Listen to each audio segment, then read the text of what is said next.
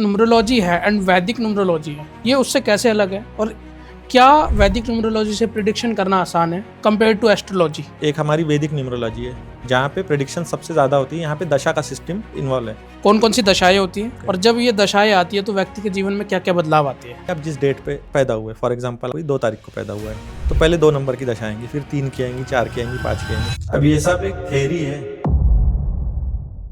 जो 7.5 का कंसेप्ट है वो कंसेप्ट ही न्यूमरोलॉजी का कंसेप्ट है और वो डिपेंड करेगा कि आपके बर्थ चार्ट में 8 नंबर कैसा है। हिंदू धर्म में ना मुहूर्त को बहुत बड़ा मानते हैं। ये काम अगर मान लो सपोज कि गाड़ी लेनी है तो इस मुहूर्त में लेनी है, शादी करना है तो इस मुहूर्त में करना है, तो क्या न्यूमरोलॉजी से मुहूर्त देखा जा सकता है? कई लोग देखते हैं। न्यूमरोलॉजी का ना चार्ट जैसे बनता है तो उसमें अच्छे नंबर भी होते हैं, बुरे नंबर भी होते हैं, तो हम कैसे पता कर सकते हैं हमारे लिए कौन सा अच्छा नंबर है और कौन सा खराब नंबर है जो बुरा प्रभाव डाल सकता है हमारी लाइफ में? जो नंबर हमारे चार्ट्स में नहीं है उनकी दशा अच्छी है, उसके बाद में हमारे डेस्टिनी नंबर की दशा अच्छी है। खराब की अगर बात करेंगे तो जो नंबर ऑलरेडी बहुत सारे हैं, रिपीटेड है, फॉर एग्जांपल कि 2 है, 3 है, ऐसे जो नंबर्स हैं उनकी दशा को खराब माना जाता है।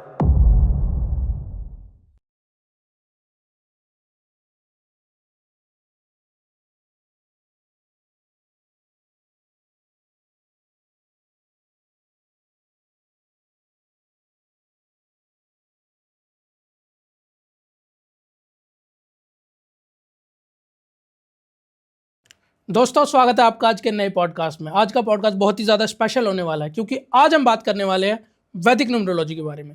जी हाँ, न्यूमरोलॉजी आपने सुनी होगी। आज हम बात करेंगे वैदिक न्यूमरोलॉजी के बारे में। तो आज है हमारे साथ मिलिंद कुमार जी, जो कि एक न्यूमरोलॉजिस्ट है। तो मिलते हैं मिलिंद सर से। Thank you so much for coming sir. सबसे पहले तो जय श्री राम, कैसे हैं आप? जय श्री राम, बढ़िया, आप बताइए। बढ़िया सर, कोई दिक्कत तो नहीं सर आने में? नहीं, कुछ नहीं, आप बताइए। सर, सबसे पहले आप छोटा सा अपना एक जेनरिक इंट्रोडक्शन दे दीजिए हमारी ऑडियंस को, जो आपको पहली बार हमारी और चैनल पे देख रही है। मेरा नाम मिलिंद कुमार है। मैं पिछले 8 सालों से लगभग एस्ट्रोलॉजी, न्यूमरोलॉजी और पामिस्ट्री, पिछले कुछ 5 सालों से पामिस्ट्री भी प्रैक्टिस कर रहा हूँ। ओके, पामिस्ट्री भी जानते हो आप? हाँ, वो अभी मतलब लॉकडाउन के बाद स्टार्ट किया था सीखना। न्यूमरोलॉजी लगभग उसके थोड़ा कुछ साल पहले से, एंड एस्ट्रोलॉजी तो आई थिंक 2017 से लगभग, तो 8 साल से लगभग मैं प्रैक्टिस कर रहा हूँ। स्टार्ट में तो बस जैसे हम शुरू करते हैं ना, कोई भी स्टूडेंट होगा एस्ट्रोलॉजी का, या तो पहले ना कोई भी इंटरेस्ट के लिए अपने शुरू करता है। तो हमारे जो दोस्त है, देन दोस्त का कोई दोस्त है, रिश्तेदार है, इन सब में हम लोग स्टार्टिंग में करते हैं। तो मैं 2017-18 में ग्रेजुएशन के बाद एंड से स्टार्ट कर दिया था। फिर लगभग 1-1.5 साल में 50-60 लोगों पे करने के बाद ना, उनके जब फीडबैक आए तो एक अच्छा लगा, मतलब पॉजिटिव रिस्पॉन्स आया, लगा कि हाँ मैं इसको सीख रहा हूँ। इंटरेस्ट बढ़ता गया तो फिर मुझे लगा कि मुझे आगे भी ये करना चाहिए। देन 1-2 साल बाद फिर लॉकडाउन लग गया था, जब आप जानते हैं 2020-21 में। तब घर पे ही रहते थे तो मैं सोचा कि कुछ और सीखते हैं, कुछ और लोगों का चार्ट वगैरह देखते हैं जो लोग आते थे। फिर ऐसा हुआ कि बहुत सी चीज़ें ना एस्ट्रोलॉजी से टैकल नहीं हो रही थी। कुछ चीज़ें, या कहीं कहीं पे ऐसा लगता था कि यार मतलब कोई बंदे आते थे, मतलब लोग आते थे और कहते थे कि उनको करेक्ट टाइम ऑफ बर्थ नहीं पता है उनका। तो अगर आपके पास टाइम ऑफ बर्थ करेक्ट नहीं है तो मतलब सिर्फ डेट ऑफ बर्थ है इनडायरेक्टली कहूँ तो देन लगा कि यार न्यूमरोलॉजी भी सीखनी चाहिए। देन कुछ बुक्स पढ़ी, इंटरनेट का कहीं से सहारा लिया। देन एट द एंडिंग मतलब प्रैक्टिस पे ही है सब की। फिर 200-400 लोगों का डाटा था जो पहले एस्ट्रोलॉजी भी जिनका देखा था चार्ट, उनका डेट ऑफ बर्थ वगैरह तो था ही मेरे पास, क्योंकि टाइम था तो मतलब डेट तो थी। देन कुछ सेलिब्रिटीज़ के डेट ऑफ बर्थ जो पता है उनके चार्ट्स लिए, वहाँ अप्लाई करना शुरू किया। देन आप कह सकते हैं कि लॉकडाउन के आसपास से मैंने न्यूमरोलॉजी अच्छी तरीके से सीखी। फिर कुछ चीज़ें ऐसी लगी कि पामिस्ट्री से भी सीखना चाहिए, क्योंकि मतलब ऐसा है कि पामिस्ट्री और ज़्यादा क्लियर वे में बताती, क्योंकि न्यूमरोलॉजी में फिर मुझे लगने लगा एटलीस्ट कि यार एक डेट पे तो बहुत सारे लोग पैदा होते हैं। आज भी आप मतलब अगर आंकड़ा उठाएंगे तो आप लगभग देखेंगे इंडिया बस में ही 50-60 हज़ार लगभग रोज़ लोग पैदा होते हैं बच्चे। तो सब एक जैसे तो हो नहीं सकते, है ना। कोई अगर मतलब आप कहेंगे कि मिडिल क्लास में पैदा हुआ है, कोई रिच क्लास में पैदा हुआ है, तो हम सिर्फ डेट ऑफ बर्थ देख के, मेरा मतलब ये नहीं कह सकते, उसका लेवल का अंदाज़ा नहीं लगा सकते। तो मुझे लगा कि यार न्यूमरोलॉजी वहाँ पे थोड़ा कम पड़ रही है ना। सेम एस्ट्रोलॉजी में भी कुछ मतलब ये था कि यार एस्ट्रोलॉजी से सब चीज़ें कैसे पता चलेंगी, या कहीं मैंने आपको कहा ना कि टाइम ऑफ बर्थ की दिक्कत थी सबसे बड़ी। तो देन फिर लगा कि नहीं यार, हाथ तो मतलब सबसे बेस्ट है पामिस्ट्री, क्योंकि पाम तो जिसका है उसका है, जो इंसान सामने बैठा है ना। तो पामिस्ट्री से भी अच्छे रिजल्ट आए। तो मैंने पामिस्ट्री भी स्टार्ट की तब से, और फिर स्टार्ट कर दी। बट मेनली तो मैं एस्ट्रोलॉजी का चार्ट ही देखता हूँ, एंड न्यूमरोलॉजी भी। जहाँ तक पामिस्ट्री को मैं एज अ सपोर्टिव यूज़ करता हूँ। तो कह सकते हैं आपको बहुत सारी विद्याएं आती है, फिलहाल एस्ट्रोलॉजी, तो 3 ही न्यूमरोलॉजी। आती है, मतलब है और भी, मतलब टैरो वगैरह भी है। बट मैंने कभी ऐसे सीखने की मतलब इच्छा नहीं हुई, मतलब ऐसे कि और कुछ सीखूं, क्योंकि मुझे लगा कॉम्प्लिकेटेड ना हो जाए। क्योंकि ओके। इटसेल्फ अगर आप देखेंगे तो मतलब एस्ट्रोलॉजी में भी 2-3 ब्रांचेस है। मतलब ब्रांचेस मतलब हमने बनाई है एक्चुअली, ऐसे ब्रांचेस नाम का तो कुछ वैसा नहीं होता। बट आप कहेंगे सीखने के लिए अगर, तो जैसे एस्ट्रोलॉजी हाउस बेस है तो केपी एस्ट्रोलॉजी वगैरह है, नाड़ी है। देन एक वैदिक एस्ट्रोलॉजी है ना, ओके। जहाँ बहुत डीपली बताया जाता है कि नक्षत्र ये वगैरह वगैरह, ग्रह की डिग्री वगैरह। देन न्यूमरोलॉजी में भी अलग अलग टाइप की है, जैसे है ना।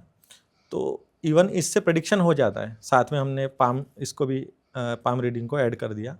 अब मैंने बोला यार टैरो में मतलब उसमें बीच में लाएंगे तो, क्योंकि यहाँ पे भी ना एक हॉररी नाम का कंसेप्ट रहता है। जैसे आपके मन में कोई क्वेश्चन है तो आप एज एन एस्ट्रोलॉजी का भी यूज़ करके सामने वाले को आंसर दे सकते हैं। मतलब मैं, जैसे आपके मन में कोई क्वेश्चन है, आप मुझसे पूछ रहे हैं, ठीक है, तो मैं आपसे एक सीड नंबर मांगूंगा, है ना, क्योंकि मतलब उससे एक चार्ट बन जाएगा इनडायरेक्टली कहूँ तो। और जिस समय आपने क्वेश्चन पूछा वो समय में मतलब सॉफ्टवेयर आ गया आजकल तो सॉफ्टवेयर में डाल दूंगा। देन उसका एक चार्ट बनाऊंगा और आपके क्वेश्चन का आंसर करूंगा। सेम न्यूमरोलॉजी में भी होता है। तो क्वेश्चन का आंसर देना यहाँ से भी पॉसिबल है। और ओके। टैरो का मेन यही है कि टैरो एक हम कह सकते हैं वेस्टर्न कल्चर से यहाँ पे आया है ना। टैरो का पर्पज़ यही था कि क्वेश्चन का आंसर करना, ठीक है। क्योंकि वेस्टर्न कल्चर में क्या है एक्चुअली कि वो लोग ना बहुत लॉन्ग टर्म की बात नहीं करते कि यार 10 साल बाद क्या होगा, फिर शादी भी कर ली तो ये 10 साल बाद, यानी हम ऐसे करते हैं ना कि यार ये शादी की तो ये मेरी वाइफ है, जीवन संगिनी है ना, लाइफ टाइम की बात करते। बच्चा छोटा भी है तो ये हमको रखेगा नहीं रखेगा, बड़ा होके क्या बनेगा, हमारे मन में ऐसे सवाल होते। वहाँ वो लोग बहुत शॉर्ट टर्म की बात करते हैं, ठीक है, कि अभी रिलेशनशिप में है तो इससे शादी हो जाएंगी नहीं हो जाएंगी, फिलहाल जो जॉब अगर ढूंढ रहे तो या छूट गई तो आगे कब मिलेंगी। ठीक भी है प्रेजेंट में जीना, तो इसलिए वो लोग टैरो का ज़्यादा यूज़ करते हैं। और टैरो ओके। अच्छे रिजल्ट भी देता है, ऐसा नहीं कि रिजल्ट नहीं है। ओके। वहाँ पे इंट्यूशन ज़्यादा मैटर करते हैं। इंट्यूशंस इवन हर ऑकल्ट साइंस में मैटर करते ही है। तो टैरो वहाँ ज़्यादा एप्लीकेबल है मैं तो कहूँगा। ओके। लेकिन मेरे यहाँ से आंसर्स वगैरह हो जा रहे थे, जो कुछ भी मतलब लोग पूछने आते थे तो यहाँ से लगभग उनका आंसर देना हो जाता था। इसलिए मैंने वो सब में मतलब गया नहीं मैं कि वो सब सीखने जाऊँ। ओके सर, मेरे पास ना बहुत सारे न्यूमरोलॉजिस्ट आते हैं, जी। तो आपकी जो न्यूमरोलॉजी है एंड वैदिक न्यूमरोलॉजी है, ये उससे कैसे अलग है? और क्या वैदिक न्यूमरोलॉजी से प्रिडिक्शन करना आसान है कंपेयर टू एस्ट्रोलॉजी? ओके, देखो पहले तो आपने 2-3 सवाल पूछ लिए। पहला सवाल जो आपने पूछा संदीप भाई कि न्यूमरोलॉजी के बारे में, कि भाई बहुत सारे लोग हैं ना अलग अलग ब्रांचेस में उसको जैसे कहते हैं। मेनली हम देखेंगे तो 4 ब्रांचेस, मतलब 4 तरीके से लोगों ने उसको अपने हिसाब से उसकी थेरीज बनाई है, ठीक है। ओके। जैसे ये भी है ना वैदिक न्यूमरोलॉजी, तो हम ऐसा नहीं कहेंगे कि ये बहुत रिसेंट मतलब बहुत पुरानी है, एंशियंट है या वेदों से, ऐसा उसका कुछ कनेक्शन है नहीं, इंडियन है। बट अब मैं ऐसा कहूँगा कि इंडियन न्यूमरोलॉजी, तो लोग बोलेंगे कि यार इसने मार्केट में क्या लाया, मतलब कि मैंने तो किया नहीं इन्वेंट, मैं खुद सीखा हुआ हूँ, मैं कह रहा हूँ, है ना। तो लेकिन आप ये समझ लीजिए कि जो इंडिया में जो न्यूमरोलॉजी यहाँ पे रिसर्च हुई है, मान लीजिए अभी भी रिसर्च बेस ही है, उसको वैदिक न्यूमरोलॉजी कहते हैं, ठीक है। पहली जो कि प्रेडिक्शन बेस है, ठीक है। दूसरी एक सबसे ज़्यादा जो चलती है वो है लोशु ग्रिड, चाइनीज़ न्यूमरोलॉजी, है ना, चाइनीज़ है, वो हुई थी चाइना में। नंबर्स को जो ये देने की बात है ना कि मतलब जैसे 6 नंबर वीनस का है, 3 नंबर जुपिटर का है, मतलब नंबर को प्लैनेट के साथ लिंक करना जो है वो सिस्टम वहीं से चालू हुआ था और हमसे पुरानी है, ठीक है। ये बात को ध्यान में रखिएगा। वैदिक न्यूमरोलॉजी जो है वो 21st सेंचुरी में उसका ये हुआ है, पिछले 15-20-30 साल में, ज़्यादा से ज़्यादा 20 साल में मैं तो कहूँगा, है ना। और लोशु ग्रिड जो है वो कुछ साल पहले की है, लाइक 20वीं सदी की है। लेकिन वहाँ पे प्रेडिक्शंस नहीं थे, नंबर वहाँ पे सिर्फ डेट ऑफ बर्थ ली जाती थी, एक ग्रिड बनाई जाती थी, है ना। तो आप कह सकते हैं डेट ऑफ बर्थ आपके पास है, आपने ग्रिड बनाई, एक चार्ट बन गया उसका उस हिसाब से, तो आप वहाँ से नेचर प्रेडिक्ट कर सकते हैं इंसान का, है ना। और फिर वहाँ पे उसके अलावा कौन सा नंबर कौन से प्लैनेट को लिंक है, वो कंसेप्ट वहाँ से शुरू हो गया था। बट फिर वहाँ पे अलग अलग कंसेप्ट है, लाइक मिसिंग नंबर है, मल्टीपल नंबर है, तो प्रेडिक्शन कुछ इतनी खास नहीं हो सकती, है ना। दूसरी जो मैंने कही कि एक हमारी वैदिक न्यूमरोलॉजी है, जहाँ पे प्रेडिक्शन सबसे ज़्यादा होती है। यहाँ पे दशा का सिस्टम इन्वॉल्व है कि हर आपका बेसिक नंबर डिसाइड करेगा आप जब पैदा हुए कि आपकी दशा कौन सी चल रही है, उस बेसिस पे आपकी लाइफ टाइम मतलब 45 साल की, पहले जैसे 1 से 9 तक नंबर है, 45 साल तक दशा चलेंगी, फिर रिपीट होंगी ऐसे। और साथ ही साथ पर्सनल ईयर रहेगा, मतलब हर साल के हिसाब से आपका एक अलग नंबर आएगा जो अंतरदशा हम कह सकते हैं, तो वैसी दशा होती है। ओके। तीसरी जो है वो है वेस्टर्न में जो चलती थी ना, शेल्डन न्यूमरोलॉजी कहते थे, तो वो सबसे पुरानी जो सबसे पहले रिसर्च हुई थी, बट वहाँ 1 से 8 तक ही नंबर को उन्होंने इन्वॉल्व किया था, 9 नंबर था ही नहीं। लेकिन वो प्रेडिक्ट मतलब उन्होंने आगे कुछ किया ही नहीं था, तो प्रेडिक्शन की तो बात ही नहीं आती। बस उनका एक उन्होंने कंसेप्ट इंट्रोड्यूस किया था कि हाँ, नंबर जो है इंसान की लाइफ में इफेक्ट डालते हैं, ठीक है। और 1 से 8 तक नंबर बताए थे कि ऐसे ऐसे नंबर होते हैं, ठीक है। एक थे जो पाइथागोरस जो थे साइंटिस्ट, उन्होंने एक न्यूमरोलॉजी लाई थी, पाइथागोरस न्यूमरोलॉजी का कंसेप्ट लाया था। तो वो ऐसा था कि जो अल्फ़ाबेट से ए से लेके जेड तक है ना, तो सबको मतलब 1 से 9 तक नंबर देना है। फॉर एग्जांपल 1 से आपने ए को 1 दिया, बी को 2 दिया, ऐसे 9 तक नंबर दिए। देन अगेन आपको 1 से फिर से गिनती चालू करनी है, फिर से 9 तक नंबर देने हैं, है ना। तो ऐसे हर एक अल्फ़ाबेट का एक नंबर आता था जो कि बताते थे कि ये अल्फ़ाबेट ये नंबर शो करेगा। बट उसमें भी कोई ऐसी रिसर्च नहीं हुई कि कोई प्रेडिक्शन या ऐसा हो तो ऐसा होता है, लाइफ इवेंट को कहीं से कोई कनेक्शन नहीं है, ठीक है। इसलिए वो भी प्रेडिक्शन के लिए यूज़ नहीं करते। लोशु ग्रिड जो है वहाँ पे लोग देते हैं रेमेडीज़ कि यार जो मैंने कहा मिसिंग नंबर ये वो अपने अपने हिसाब से। खैर मुझे तो इतना उसका नॉलेज नहीं है, ना मैं उसमें पढ़ा, बट बेसिक मुझे पता है कि लोशु ग्रिड क्या होता है। और वैदिक जो है वो रिसर्च बेस है आज भी। मैं जैसे का बताया आपको कि पिछले 15-20 साल में ही उसकी रिसर्च हुई है। आज भी जो लोग वो प्रैक्टिस करते हैं वो रिसर्च करते हैं। तो ये वैदिक न्यूमरोलॉजी है जो इंडिया में है, बाकी लोग भी यहाँ से सीख रहे हैं आजकल। ओके। तो पहले तो ये 4 ब्रांचेस है मेन न्यूमरोलॉजी की। देन आपने कहा कि न्यूमरोलॉजी बेटर कैसे है एस्ट्रोलॉजी से, है ना, हाँ, प्रिडिक्शन के लिए। प्रिडिक्शन के हाँ हाँ। लिए। तो मान लीजिए कोई एस्ट्रोलॉजर है, मतलब जो नया नया हम कह सकते हैं, जो सीखने आया है ना। तो अगर आप उसको एस्ट्रोलॉजी सिखाएंगे ना, तो मैं तो कहूँगा साल भर उसका सीखने में जाएगा लगभग। इवन सिर्फ एक ब्रांच, मैं ऐसा भी नहीं कहता कि वो मतलब केपी पढ़ ले, नाड़ी पढ़ ले, उसके बाद वैदिक एस्ट्रोलॉजी पूरी पढ़ ले, ऐसा भी नहीं। मान लो वो सिर्फ कोई भी एक सिस्टम पढ़ने निकला है प्रेडिक्शन के लिए, तो भी लगभग हम कह सकते हैं कि उसको साल भर उसमें पहले प्रैक्टिस करनी पड़ेगी। देन परम्यूटेशंस कॉम्बिनेशन बहुत सारे हो जाएंगे, है ना। और फिर वो मतलब यहाँ केपी नाड़ी में तो भी इतना कंफ्यूज नहीं होगा, थोड़ी आसान होंगी चीज़ें उसकी प्रेडिक्ट करने के लिए। बट अगर वैदिक में जाएगा तो हो सकता है कि परम्यूटेशंस एंड कॉम्बिनेशन से ही वो कंफ्यूज हो जाए, है ना। फिर एक फार्मूला यहाँ अप्लाई हुआ मान लो, बाद में वहाँ अप्लाई नहीं हुआ, उसने कुछ पढ़ा, फिर 4 चार्ट में लगाया, 2 जगह लगा, 2 जगह नहीं लगा, तो उसको फिर नए नए में यही ना लगने लग जाए कि यार ये वर्क करता भी है कि नहीं। बट न्यूमरोलॉजी में क्या है, जैसे 1 से 9 तक 9 नंबर से, है ना। फिर इनके हिसाब से इनके कुछ कॉम्बिनेशन है कि ये नंबर साथ में हो तो ऐसा होगा, वो नंबर साथ में हो तो ऐसा होगा, है ना। ग्रिड बन जाएंगी। फिर आप लाइफ के एक एक इवेंट को लेंगे, मान लो एग्जांपल की नेचर प्रेडिक्ट करना है, ये प्रेडिक्ट करना है, फिर हम देखेंगे कि कौन सा नंबर आएगा तो अच्छा होगा या ख़राब होगा। इनडायरेक्टली कहूँ तो जी। किस नंबर की दशा किसी इंसान के ग्रिड में जब आएंगी तो वो रिजल्ट अच्छा करेंगी या मतलब ख़राब करेंगी, इनडायरेक्टली बोलूँ, या ठीक रहेगा ऐसे। और फिर डिपेंड करेगा कि सामने वाला क्वेश्चन क्या कर रहा है। जैसे सामने वाला क्वेश्चन करेगा उसके बेसिस पे हम आंसर करेंगे। तो सीखने के लिए न्यूमरोलॉजी बहुत आसान है। पहले तो मैं बोलूँ तो अगर सीखना हो तो 1-1.5 महीने में सीख जाएगा ओके। कंसेप्ट उसकी थ्योरी। देन तो एक्सपीरियंस तो मैंने बोला जो वो तो है ही कि आप वो जब तो तक 100-200 चार्ट पढ़ना ही पड़ेगा उसके कम से कम करते नहीं तो आपको वो आइडिया नहीं लगेगा। फिर आपने 200-400 कर लिए मान लो साल भर में, फिर आपको क्लाइंट का कुछ रिस्पॉन्स आने लगा, आपने जिनके चार्ट्स देखे पॉजिटिव रिस्पॉन्स आएगा, बहुत हद तक चीज़ें पकड़ में आएंगी, मतलब प्रेडिक्ट होंगी। तो मतलब सीखने के लिए बेटर है। लेकिन एक चीज़ है कि न्यूमरोलॉजी सारे इवेंट को प्रेडिक्ट नहीं कर सकती। ओके। मान के चलिए कि जैसे नेचर मैंने कहा ना पहली चीज़, तो नेचर सबसे बढ़िया न्यूमरोलॉजी से प्रेडिक्ट किया जा सकता है ना। नंबर्स है हमारे पास, सिर्फ डेट ऑफ बर्थ भी है, नंबर है, तो हम नेचर इंसान का प्रेडिक्ट कर लेंगे। ओके। उसके बाद में दूसरी चीज़ करियर मतलब प्रोफेशनल अप डाउन की, जैसे मैंने कहा टाइम कब सही है, ठीक है, अच्छा है, कब आपको मेजर हाइक मिलेगा करियर में, आप कह सकते कि आप जॉब चेंज करेंगे, ये सब चीज़ें लगभग आप न्यूमरोलॉजी से बता सकते हैं। ओके। तो वहाँ पे न्यूमरोलॉजी मैं तो कहूँगा एस्ट्रोलॉजी से बेटर काम करती है ओके। मेरे एक्सपीरियंस के हिसाब से। ओके। ओके। देन कुछ चीज़ें हैं जो मान लो अब शादी है, कोई पूछ रहा है कि मेरी मैरिज कब होंगी, तो वो न्यूमरोलॉजी से अगर कोई बता रहा ना यार, तो वो लाइक तुक्का टाइप है। अच्छा। एग्जाम्पल जैसे मान लो कि किसी का चार्ट है, सिर्फ डेट ऑफ बर्थ है न्यूमरोलॉजी का चार्ट मतलब, और वीनस की दशा है, मतलब वीनस की दशा आ रही है, तो मैं बोलूँगा आपका सवाल है। तो यानी मैं पहले ऐसे समझता हूँ कि आपका सवाल अगर नहीं है, मान लो आपने सिर्फ डेट ऑफ बर्थ दी और बोला कि प्रेडिक्ट करो। हम्म, 6 नंबर आ रहा है, मान लो एग्जाम्पल, हर बार ऐसे 6 नंबर का मतलब रिलेशनशिप या शादी नहीं होती, एग्जाम्पल के लिए समझा रहा हूँ। तो मैं फिर एक प्रेडिक्ट कर दूंगा, एक तुक्का मार दूंगा कि यार हाँ ये 6 नंबर की दशा आ रही है फॉर एग्जाम्पल 2026 में, तो 5 साल आपकी शादी हो जाएंगी। बट वो हर बार शादी नहीं दिखाता जो मैंने कहा, कभी कभी वो रिलेशनशिप भी हो सकता, कभी भी हो सकता कि वो मतलब रिलेशनशिप मैरिज को ना दिखा के कोई और इवेंट दिखाए। ठीक है, डिपेंड करेगा उसके बाद चार्ट में एक प्लेसमेंट कैसी है।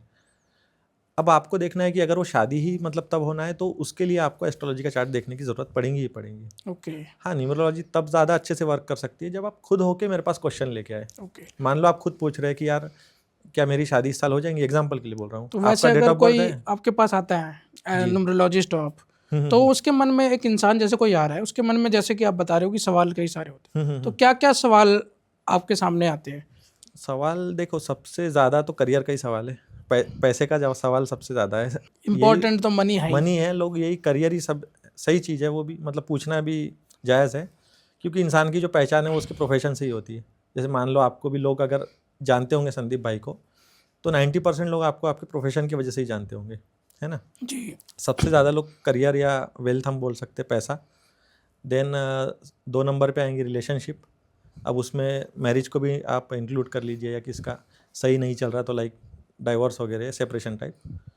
उसके बाद तो 3 नंबर में लोग हेल्थ को लेके सवाल करते हैं। मेनली तो यही 3-4 चीज़ें हैं। ओके। उसके अलावा अब किसी का अगर कोई लिटिगेशन चल रहा है, कोर्ट केस चल रहा है, तो वो उसको लेके सवाल करेगा। अब डिपेंड करता है, मतलब किसी का अगर कोई स्टूडेंट है, मतलब उसके माता पिता है, तो वो उसके इसके बारे में पूछेंगे कि एजुकेशन कैसा रहेगा, हायर एजुकेशन करना चाहिए नहीं करना चाहिए, या आगे करियर कैसा रहेगा। तो एजुकेशन से रिलेटेड लेकिन पूछते हैं, बट रेयर है। ऐसा नहीं कि बहुत प्रॉपर्टी, कोई होता है कि प्रॉपर्टी लेना है तो उसके बारे में पूछता है कि यार प्रॉपर्टी कब तक लूँगा, खुद का कब तक होगा, है ना। बट मेजरली तो आप 2 ही कहेंगे, एक तो सबसे मेजर तो मैं कहूँगा करियर, पैसा, और सेकंड जो है वो रिलेशनशिप। ओके।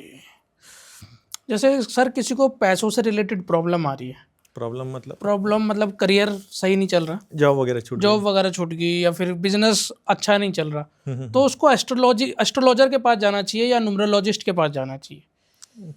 देखो वो तो अब किसी के पास भी जा सकता, मतलब डिपेंड करेगा, लेकिन न्यूमरोलॉजी से भी उसका आंसर दिया जा सकता है। जैसे मैंने कहा ना, करियर तो यानी मैं बोलूँगा एस्ट्रोलॉजी से बेटर न्यूमरोलॉजी से आप प्रेडिक्ट कर लोगे। ओके। एस्ट्रोलॉजी ऐड हो जाएंगी तो आप चीज़ों को और बेटर वे में समझ पाओगे, है ना। और अगर आपको दोनों आती है, जैसे एग्जांपल दे रहा हूँ कि मैं दोनों चीज़ें जानता हूँ, है ना, एस्ट्रोलॉजी भी जानता हूँ, न्यूमरोलॉजी भी जानता हूँ, तो अब मेरे पास कोई बोलेगा कि मान लो जैसे कि भाई एग्जांपल के लिए जॉब छूट गई, आपने प्रॉब्लम बोली, मैं मान के चलता हूँ जॉब छूट गई किसी की, फिर वो पूछता है कि यार जॉब कब लगेंगी अगली, या कब तक सेटल हो जाएगा। तो मैं उसका चार्ट देख लेता हूँ, मतलब मैं उसको टाइम वगैरह पूछ लेता हूँ। एस्ट्रोलॉजी का चार्ट भी एक साइड में खोल लूँगा, एंड दूसरी साइड में मैं उसका न्यूमरोलॉजी का भी चार्ट डेट ऑफ बर्थ के हिसाब से ओपन कर लूँगा। तो मैं तो दोनों दशा देखता हूँ। तो अगर किसी को दोनों पता है तो वो प्रेडिक्शन में और ज़्यादा एक्यूरेसी आ जाएंगी। बट आंसर दोनों जगह से दिया जा सकता है, एंड सिर्फ न्यूमरोलॉजी भी काफ़ी है करियर प्रेडिक्शन के लिए। ओके सर, बहुत सारे न्यूमरोलॉजिस्ट एंड एस्ट्रोलॉजर मेरे पास आते हैं जी। वो बहुत सारी रेमेडीज दे के जाते हैं, मतलब पैसों की रिगार्डिंग, जॉब के रिगार्डिंग, तो सबसे सही रेमेडीज क्या होती है? देखिए रेमेडीज़ तो आपने सही कहा ना, आजकल हर इंसान अपनी अलग, इंसान मतलब एस्ट्रोलॉजर जो आपने कहा, अपने हिसाब से अपनी अलग अलग रेमेडीज़ देते जा रहे हैं, मतलब सोशल मीडिया पे जो आजकल चलता है ना। अब पता नहीं वो कहाँ से, कौन सी बुक से पढ़ लेते, या कहाँ देख लेते, या भगवान जाने कौन बनाता। अब वो वर्क करती नहीं करती, वो जो करता वही जाने, वो भी, है ना। मेरा तो पर्सनली मानना ऐसा है कि कर्म प्रधान दुनिया है ना। सीधी सी बात है कि हम जो आज जो भी इंसान है, वो जो भी सुख में बोलो या दुख में बोल लीजिए, जो भी है, हमको हमारे पास्ट लाइफ कर्मास की वजह से ये सब मिला है जी। ऊपर वाला ये तो नहीं करेगा ना यार कि तू जा, तू गरीब, तू रईस, एग्जाम्पल तू दुखी रहेगा, तू सुखी रहेगा, ये सब तो जबरदस्ती तो नहीं कर लेगा ना किसके भी साथ। पास्ट लाइफ में बिलीव करते हो? हाँ, बिलीव करता हूँ बिल्कुल। हमारे यहाँ तो वो कंसेप्ट ही है ना, मतलब हिंदुइज्म में जैसे मैं बात कर रहा हूँ, तो जैसे हम मानते हैं ना राम अवतार है, फिर कृष्ण अवतार है, तो कृष्ण भगवान को जो उनकी लाइफ में इवेंट्स हुए, तो वो तो यही बोलते हैं ना कि पास्ट लाइफ जो थी उनकी, उसके बेसिस पे कुछ इवेंट, जैसे मान लो उनको 14 साल का वनवास राम भगवान को था, अगले जन्म में जो उनके माता पिता थे वो जेल में थे 14 साल लगभग, है ना। और वो कर्म की ही है ना, कि जैसे उन्होंने बाली को छुप के बाण मारा था एग्जाम्पल के जी, लिए, तो बिल्कुल। इनको भी कृष्ण भगवान भी धरती को ऐसे ही छोड़ के गए। तो भगवान भी हमारे यहाँ मतलब जो विष्णु अवतार है, जो इस सृष्टि को चलाते हैं, जो दिखाते हैं कि भाई मतलब एक अवतार लेने का मतलब तो यही है ना, लीला करना, यानी दिखाना कि भाई। तो भगवान भी ये दिखा रहे हैं इनडायरेक्टली कि दुनिया कर्म प्रधान है, कि वो भी जब धरती पे आएंगे ना तो उनको भी वो सुख दुख जो है एक मनुष्य की तरह ही झेलना पड़ेगा। ओके। यही मतलब है। ठीक है, तो मेरा तो मानना है कि यार सबसे पहले तो कर्म प्रधान है। तो अगर हमारे लाइफ में जो भी प्रॉब्लम चालू है, तो कहीं ना कहीं मे भी ऐसा हो सकता पास्ट लाइफ के, या हो सकता इस लाइफ के पास्ट कर्मास, यानी कुछ साल आप बोल सकते पहले के, तब के कर्मास हो सकते हैं। उसका ही रिजल्ट हम आज देख रहे हैं। ठीक है, ओके। तो हम कर्मास को सुधारे, वही सबसे बड़ी रेमेडी, तो सबसे बड़ी वही है कि आप अपने ओके। कर्म को सुधारो जितने हद तक कर सकते हो। तो आप कहीं दान, रेमेडीज पे बिल्कुल नहीं बिलीव नहीं बिलीव करते? करता हूँ मैं, ऐसा नहीं है कि नहीं करता हूँ, लेकिन बहुत कम होती है रेमेडीज। लाइक अब एग्जांपल के लिए आप मान के चलिए, मंत्र जाप एक अच्छी रेमेडी है ना। मंत्र जाप को अपने एक उसकी अलग वैल्यू है, एक ऑरा होता है मंत्रों के जाप से, है ना, और इंसान का माइंड शांत रहता है। तो ये माना गया है कि जैसे मंत्र जाप हम जब करते हैं तो उसका असर पड़ता है। ओके, जी। तो जिस ग्रह की आपकी दशा चल रही है, आपको उस ग्रह का मंत्र जाप करना चाहिए। ओके, इन जनरल कोई सा भी मंत्र ऐसे नहीं करना, ग्रह की दशाएं देखिए मैटर करती है। मंत्र का क्या है पता है, एक्चुअली मंत्र में ना प्रोनाउंसिएशन का बहुत मैटर करता है। मंत्र नॉर्मली संस्कृत में होते हैं। जी। अब हम लोग जो है, हम में से बहुत कम लोग हैं जो संस्कृत से पढ़े हुए थे। आजकल जैसे मैं तो नहीं पढ़ा हूँ, मेरा तो हिंदी इंग्लिश मराठी वगैरह में पढ़ा हूँ, है ना। तो संस्कृत वगैरह जो है, अगर वो पढ़ा है इंसान, तो वो मंत्र का जाप उच्चारण सही से कर सकता है। यही रीज़न है कि हमारे घर में मान लीजिए कभी कोई पूजा पाठ वगैरह होते हैं, तो हम किसी पंडित वगैरह को बुलाते हैं, है ना, कि जो पूजा पाठ कराते हैं ना, हम उनको बुला के पूजा करवाते हैं। रीज़न यही है कि मंत्र जाप का उच्चारण वो सही से करे। हम बोलेंगे नहीं तो करने को तो यार हम भी पढ़ सकते हैं, लेकिन ऐसा नहीं है। तो उच्चारण की एक मतलब उसका स्थान है, उसकी वैल्यू है, उच्चारण सही से करना चाहिए। लेकिन ये भी नहीं है कि यार गलत हो जाएगा तो कुछ ऐसे लाइक एग्जाम्पल की पाप लग जाएगा या जी। कुछ, बट फिर भी सही कर पाओ तो ज़्यादा बेटर है। मैं तो कहूँगा जो ऐसे शॉर्ट में होते हैं ना, जैसे अब अलग अलग ग्रह के अलग अलग मंत्र होते हैं, नेट वगैरह पे मिल जाएंगे लोगों को। एक श्री मंत्र की बहुत ज्यादा बात चलती है, होती है, मतलब लक्ष्मी ओम भी जी का अपने आप श्री में, मंत्र है। ओम भी अपने आप में बेस्ट है। ओम। ओम सिर्फ ओम भी बोलेंगे तो प्रूव है वो तो साइंटिफिकली कि यार ओके। ओम का एक अलग ऑरा है ना। ओके। तो मंत्र जाप की अपनी वैल्यू है। उसके बाद जो अच्छे कर्माज है वो तो करना चाहिए। फॉर एग्जांपल दान वगैरह किसको करना है, ओके। बट फिर वो ये ऐसा नहीं होना चाहिए कि यार इसी चीज़ का या इसी तारीख पे, लोग मानते हैं ना कि मैं ऐसा और तभी करूँगा। जब जिसको ज़रूरत है और आपके पास है देने के लिए तो दे दीजिए, अच्छी चीज़ है, वो भी रेमेडी है। बिल्कुल। लेकिन फिर वही है कि मैं एग्जांपल दे रहा हूँ कि सफ़ेद चीज़ और लाल कपड़े में बांध के ही किसी को दूंगा तो नहीं है ना, सही नहीं है ना ओके ऐसे। सर, थोड़ा दशाओं को समझाइए। जैसे न्यूमरोलॉजी में आपने बताया कि दशाएं होती है, एस्ट्रोलॉजी में भी दशाएं होती है, जी, तो उनके बारे में थोड़ा समझाइए, कौन कौन सी दशाएं होती हैं, ओके और जब ये दशाएं आती है तो व्यक्ति के जीवन में क्या क्या बदलाव आते हैं। ओके। देखिए सबसे पहले तो आपने कहा न्यूमरोलॉजी की दशा और एस्ट्रोलॉजी की दशा। तो एस्ट्रोलॉजी की जो दशा है वो मेनली मतलब बर्थ से हमारे मतलब उस पर डिपेंड होती है कि जब हम पैदा हुए ना, तो तब जो नक्षत्र था, जिस नक्षत्र में हम पैदा हुए, फॉर एग्जांपल आप सूर्य के नक्षत्र में पैदा हुए एग्जांपल के लिए, तो वो उस हिसाब से डिपेंड करेगा वो आप कितने डिग्री में पैदा हुए, जो भी एसेंडेंट बनेगा। तो मान लीजिए अगर सूर्य की जो दशा है 6 साल की, तो 2 या 3 साल बाकी है, एग्जांपल दे रहा हूँ, जरूरी नहीं कि पूरे 6 साल, हो सकता है 6 साल भी बाकी हो। तो वो 2 साल पहले सूर्य की दशा, फिर चंद्रमा की, फिर मंगल की, ऐसे ग्रह की दशा आती है। ठीक है, ऐसे कर करके ये 120 साल की दशा पूरे ग्रह जिसमें आ जाएंगे, सूर्य चंद्रमा, फिर मंगल आएंगी, फिर राहु आएंगी, गुरु शनि बुध केतु, फिर शुक्र, फिर वापस उतना तो कोई जीने वाला नहीं है 120 साल, बट ऐसे सीक्वेंस में चलता है। ठीक है, ओके। वहीं बात करेंगे हम अगर न्यूमरोलॉजी की, तो न्यूमरोलॉजी में जो है वो नंबर्स की दशा होती है ना। ओके। मान के चलिए जैसे वहाँ पे हम नक्षत्र पे डिसाइड कर रहे थे कि आपका जब सूर्य का नक्षत्र था। जहाँ भी आपका जन्म हुआ जिस नक्षत्र में, उसका ओके। जो लॉर्ड है वहाँ से आपकी दशा स्टार्ट हो जाएंगी। यहाँ पे ऐसा है कि आप जिस डेट पे पैदा हुए, फॉर एग्जांपल आप एग्जांपल के लिए कोई 2 तारीख को पैदा हुआ है, तो पहले 2 नंबर की दशा आएंगी, फिर 3 की आएंगी, 4 की आएंगी, 5 की आएंगी। ठीक है, अब ये सब एक थेरी है, अब किसने बनाई एग्जैक्टली वो कोई भी नहीं जानता। ठीक है, बट ये वर्क करती है। अब आप इसको मतलब थेरी बोलो, कोई साइंस बोलो, या एग्जांपल के लिए कोई तुक्का बोल लो तो भी चलेगा, लेकिन तुक्के लगते हैं, इसलिए हम जी लोग जी। प्रैक्टिस कर रहे हैं, है ना। ओके। तो मान के चलिए आपकी 2 नंबर की, जैसे मैंने बोला, दशा आएंगी 1 नंबर की, तो इसमें ऐसा है कि 1 नंबर की दशा 1 साल की होंगी, ठीक है। 2 नंबर की दशा 2 साल के लिए ही होंगी, ओके। हाँ। 3 नंबर की दशा 3 साल के लिए आएंगी, 4 नंबर की 4 साल, ऐसे समझ रहे। और एक के बाद एक ही आएंगी, मतलब 4 के बाद 5 आएगा, 5 के बाद 6 आएगा, 6 साल के लिए आएगा, 7 के बाद 7 आएगा तो 7 साल के लिए, ऐसे 9 तक, जैसे 8 की महादशा आ गई 8 साल के लिए आएंगी। तो शनि की कहा जाता है कि साढ़े साथी, साढ़े साथी, तो वो 8 साल की होगी। राइट। वो कंसेप्ट एक्चुअली जो साढ़े साथी का कंसेप्ट है, वो कंसेप्ट ही न्यूमरोलॉजी का कंसेप्ट है। ओके। हाँ, और वो डिपेंड करेगा कि आपके बर्थ चार्ट में 8 नंबर कैसा है।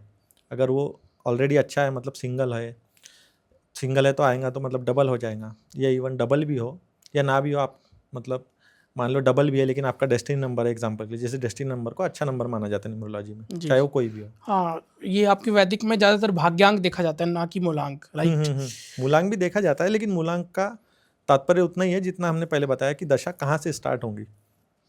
बाकी वैसे मूलांक बहुत ज़्यादा इफेक्ट डालेंगे ऐसा नहीं है, ठीक है। उसके बाद में जो है वो मान के चलिए आपका नंबर्स की दशा हो गई है, तो मैंने जो बताया 8-9, ऐसे 8 की 8 साल, 9 की 9 साल, ठीक है।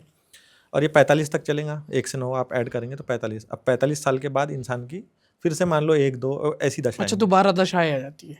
नहीं, 9 ही दशा हुई ना, 9 नंबर नहीं, की। 9 दशा है, उसके बाद 1 से शुरुआत हो जाती है, फिर से 1 से चालू होंगी। हाँ। अब कोई 90 साल जिएगा, एग्जाम्पल के लिए, जी सकते हैं ना, हाँ बिल्कुल। हाँ, तो उसकी 2 बार रिपीट हो जाएंगी वो। जैसे मान लो मैं 28 तारीख को पैदा हुआ, एग्जाम्पल के लिए, तो मेरी 1 नंबर की दशा से चालू होगा, है ना। तो 1, 2, 3, 4, मतलब 4 की 4 साल, 5 की 5 साल, ऐसे। अब 45 साल तक तो वो खत्म होंगी, फिर 45 साल के बाद फिर 1 से आएंगे। कोई भी नंबर की पहले 9 से भी चालू करोगे तो 45 ही आएगा। तो अगर कोई एग्जाम्पल 90 साल तक भी जी रहा है तो 2 बार दशा रिपीट होंगी। 45 के बाद नॉर्मली नंबर रिपीट होता है, नॉर्मली क्या होता ही है ना। उसके बाद में यहाँ पे भी अंतरदशा का कंसेप्ट है, जिसको पर्सनल ईयर भी कहते हैं। फॉर एग्जांपल एस्ट्रोलॉजी में हम क्या करते हैं कि जैसे मान लो मैंने कहा जैसे सूर्य की दशा कहा था, तो उसमें अंतरा भी वैसे ही आता है, अंतरदशा जो है। तो ये जो पर्सनल ईयर का कॉन्सेप्ट है उसे अंतरदशा उसी को कहा जाता है क्या? हाँ, न्यूमरोलॉजी में पर्सनल ईयर और अंतरदशा सेम है। हाँ, तो मान के चलिए आप एस्ट्रोलॉजी में कहते हैं कि सूर्य में चंद्रमा का अंतर है, फिर मंगल का अंतर आएगा, फिर राहु का, वही सीक्वेंस में अंतरदशा को पर्सनल ईयर कहते हैं, है ना। तो जैसे उसका कैलकुलेशन अब अलग है कि आपकी जो भी डेट ऑफ बर्थ होंगी, फिर उसमें आपका इस साल का जो बर्थडे जिस डे पे आ रहा है, मैं कहूँगा, है ना, उसका जो नंबर होगा, फॉर एग्जांपल अगर वो संडे को आ रहा है तो 1 नंबर, ऐसे वो ऐड करके एक नंबर आएगा, फिर उस नंबर को आपकी ग्रिड में प्लेस करेंगे, वो आपका अंतरदशा हो जाएगा। तो उस हिसाब से डिसाइड होगा कि दशा कौन सी चल रही है और अंतरदशा कौन सी चल रही है। ओके सर, हिंदू धर्म में ना मुहूर्त को बहुत बड़ा मानते हैं कि ये काम अगर मान लो सपोज कि गाड़ी लेनी है तो इस मुहूर्त में लेनी है, शादी करना है तो इस मुहूर्त में करना है। तो क्या न्यूमरोलॉजी से मुहूर्त देखा जा सकता है? कई लोग देखते हैं। लोग ना, मतलब जैसे अभी हमने बात की दशा की, फॉर एग्जांपल, तो हमने बात की कि मतलब मेनली महादशा की प्लस पर्सनल ईयर की, जिसको अंतरदशा हमने कहा। अब कई लोग यहाँ पे भी डीपली जाते हैं, मतलब वो प्राण दशा, सूक्ष्म दशा जैसे एस्ट्रोलॉजी में नहीं होती, अच्छा वैसे यहाँ पे भी मतलब डीपली की इसके बाद कौन सी, तो डेली दशा तक भी आ जाते हैं। जैसे न्यूमरोलॉजी में पर्सनल दशा जो है वो ईयरली है, 1 साल की, उसके बाद होती है मंथली दशा, फिर वीकली, और कुछ लोग डेली भी देखते हैं। तो वो लोग डेली से मतलब कि अगले दिन क्या होने वाला है, प्रेडिक्शन हो जाती है? ये प्रेडिक्शन तो लोग करते हैं, होती तो नहीं है ना, लेकिन मुहूर्त के लिए तो करते ही है। कि जैसे मान लो कि फॉर एग्जांपल आपको शूट करना है, शूट चैनल पे डालना है, या कोई भी, कि मान लो कोई गाड़ी ले रहा है, प्रॉपर्टी ले रहा है, तो उसके लिए वो लोग देखते हैं। बट मेरा ये मानना है कि इससे बेटर है कि हम पंचांग वाला मुहूर्त देखें, तो वो ज़्यादा बेटर है। न्यूमरोलॉजी का नहीं देखना। न्यूमरोलॉजी अभी भी यानी लोग कर रहे हैं, या मेरा तो उसमें मतलब मैं कहूँगा कि एक्सपीरियंस ही नहीं है, मैंने किया ही नहीं है। लेकिन पंचांग जैसे हमारे यहाँ सदियों से चलता आ रहा है है ना, और वो तो हमने आज हम कह रहे हैं कि मतलब इसरो है, नासा है, तो हमको ये पता चलता है कि ये ग्रह का ऐसा है, तो हम देखते हैं कि हाँ, जो हमारे यहाँ बताया था कि तब तब ग्रहण होगा, तब ये होगा, वो बिल्कुल सही है। हमारा पंचांग जो बहुत सदियों से चलता आ रहा है, तो वो साइंटिफिकली भी मतलब टेस्टेड है। तो वो ज़्यादा बेटर है और वो ज़्यादा ठीक है। मतलब वहाँ पे ना एकदम माइन्यूट तक भी प्रेडिक्शन हो जाता है। जैसे न्यूमरोलॉजी में मैंने कहा ना, डेली दशा तक का कंसेप्ट है कि इस दिन करना चाहिए। अब कुछ लोग कुछ डेली में भी हो सकता है कि सुबह करो या दोपहर को करो या शाम में करो, ये भी प्रेडिक्शन करते हैं लोग, लेकिन वो सही है कि नहीं ये टेस्टेड इतना किसको आइडिया नहीं है, मतलब ठीक है। लेकिन अगर बात करेंगे हमारे पंचांग की, तो वहाँ पे जैसे एग्जांपल दे रहा हूँ कि राहु काल तक रहता है कुछ 1-1.5 घंटे का मुहूर्त, तो वो ख़राब माना जाता है, या कुछ अच्छा मुहूर्त रहता है। तो पंचांग मेरे ख्याल से ज़्यादा बेटर है। अगर हम Okay. दशा सिस्टम की बात करें या मतलब डेली दशा अगर हमको है ना कि मुहूर्त वगैरह कैसा है, ओके। वैसे इतना मुहूर्त देख के ना फिर भी देखते हैं यार, जो चीज़ जब होना है वो तो हाँ, बहुत हद तक फिक्स ही रहती है। वो तो लेकिन है। जैसे आपने कहा कि हमको कुछ अच्छा है, जैसे इवेंट है, लाइक शादी वगैरह है कुछ, तो इंसान देखता ही है कुछ नई शादी का चीज़ तो लेने से पहले। डेफिनेटली देखता ही है, तो गाड़ी वाड़ी का न्यूमरोलॉजी से इतना बेटर देखे आई ना थिंक देखे, वो बट पंचांग शादी का देखे। तो देखता ही है। बिल्कुल बिल्कुल। मेरे हिसाब से देखिए, जो रोज का आप कह रहे हैं ना, मतलब कोई मुहूर्त, मुहूर्त हम स्पेसिफिकली यही कहेंगे कुछ दिन का या किसी दिन का, है ना। तो वो एस्ट्रोलॉजी से भी आप जाएंगे तो मतलब प्राण दशा, सूक्ष्म दशा, ऐसे बहुत आएंगे। न्यूमरोलॉजी में भी जाएंगे तो कहने का मतलब हर नंबर या हर ग्रह उसमें आ जाएगा। ओके। जैसे मैं कह रहा हूँ ना, अगर आपका सूर्य में चंद्रमा का अंतर है, मंगल की मतलब प्रत्यंतर है, फिर सूक्ष्म दशा प्राण दशा मान लो गुरु शुक्र की आ गई, तो लगभग 5 ग्रह आ गए। अब कौन सा ग्रह इम्पैक्ट डालेगा? जैसे मैं मान लो न्यूमरोलॉजी में बोल लूँ कि यार चलो संदीप भाई की 8 की दशा है, 2 की पर्सनल दशा है, उनका अंतर है, फिर पता चला कि उनकी मंथली दशा 4 की है, फिर डेली दशा 2 की है। अब मैं आपको बोल रहा हूँ कि नहीं मंथली दशा तो ये चालू है एग्जाम्पल, तो आप ये मत कीजिए, 1-2 महीना आपको रुकना नहीं है। ओके। तो और वो मुझे तो पता नहीं, सच कहूँ तो मैंने मतलब टेस्टेड नहीं है वो, मैंने कुछ उसमें ये किया नहीं है, तो एक्सपीरियंस नहीं है मेरा। लेकिन पंचांग ट्रस्टेड है, ज़्यादा बेटर है as compare to numerology. Okay sir, जब से न्यूमरोलॉजी का ट्रेंड आया ना, जब से आजकल मैं देख रहा हूँ, जैसे किसी की बच्चे की डिलीवरी होने वाली होती है, उसकी भी डेट डिसाइड करी जाती है, लोग अगर करते किसी हैं, का राइट सी राइट। सेक्शन है तो। वैसे तो नॉर्मल डिलीवरी के लिए तो कोई डेट फिक्स नहीं कर सकता, बट सपोज किसी का सी सेक्शन होने वाला है, जब वो डेट डिसाइड करके कि ये न्यूमरोलॉजी के अकॉर्डिंग ये डेट सही है, जी जी जी। जब जाके डिलीवरी करवाते हैं, तो क्या ये करना सही है? मुझे तो नहीं लगता। जैसे आपने एक सेंटेंस कहा ना अभी कि जो नॉर्मल डिलीवरी में होता है हम्म। कि भाई लगभग वो फिक्स हाँ। है ना, तब तो हम कुछ कर भी नहीं सकते। मेरा तो ऐसा मानना है कि सी सेक्शन में भी वो फिक्स है, वो ऐसा हमको लगता है कि हम कर रहे हैं।